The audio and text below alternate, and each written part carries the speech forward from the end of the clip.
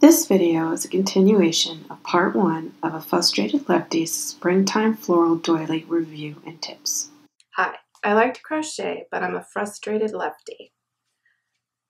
A pattern that I recently got was from anniescatalog.com. It's called the Springtime Floral Doily. Continuing with round 1, the center ring of the doily.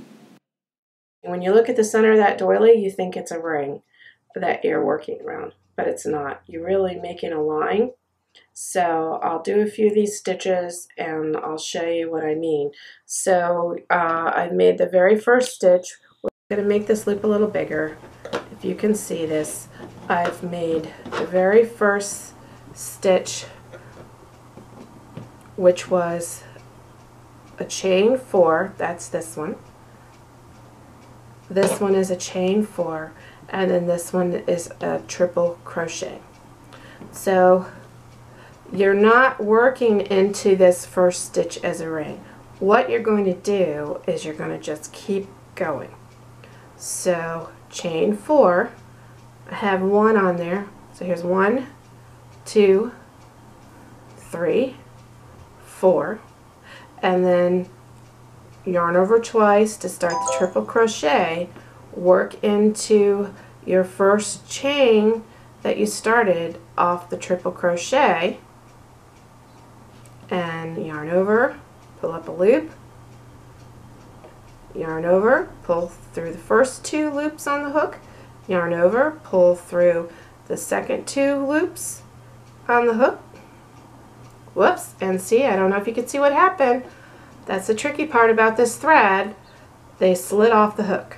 So you just got to start over again.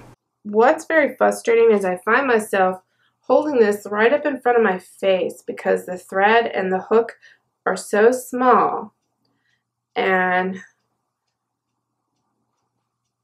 I find myself almost holding my breath because I'm nervous it's going to fall off the hook.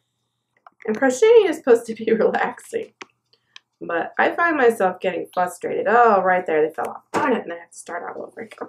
So this is why I'm the Frustrated Lefty, and I'm sure one of you out there has a better technique for this, and feel free to share it with others how you find not to have the crochet thread slip off this tiny hook. Comment down below. I would surely appreciate any tips that you might have. Eventually though, you work out the kinks and it gets a lot easier after round 2. It's just this first row trying to make it. Plus, you know, I'm uptight because I've already made the pattern twice and I still messed up. So rather than working in that big ring, it ends up being a chain of these stitches, and then you join them around at the very end. So I'm going to work on this for a few minutes, and then we'll pop back on with the video so you can see what that completed ring looks like. Okay, so I'm up to around the 20, I'm on the 20, I just finished the 22nd set of stitches, and it takes 24. And it does get easier as you go along. You kind of get your rhythm, you figure out the size of your stitches that you're making. And the thing that I've found that's easier is don't make your chains too tiny. And then when you're yarn overing, don't make the yarn overs too tight, because then you can just see these I made pretty tight. I'm having a hard time getting them over the hook. But if you make the yarn overs a little loose, not too loose because then they slip off the hook, just don't use too much tension on them, then you can get a grip and slide 2 loops at a time, and it's a lot easier.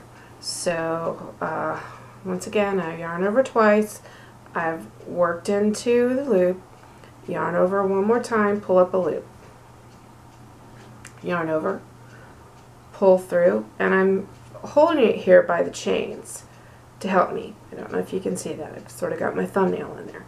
And you pull through the first 2 loops, yarn over, pull through the next 2 loops, yarn over, and pull through the remaining 2 loops, which made 2 stitches cluster together. So my last one, 4 chains, and everybody has their own technique about holding the thread. You've just got to find yours. Yarn over twice,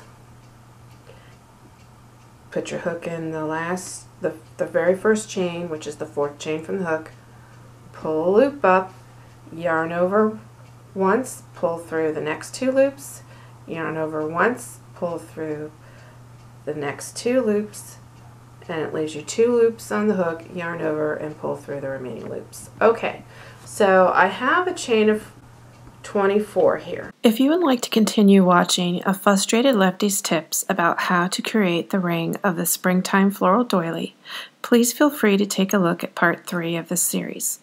Since the video was pretty lengthy, we separated it into shorter clips for your convenience. Thanks for sharing your time with me here at the Frustrated Lefty.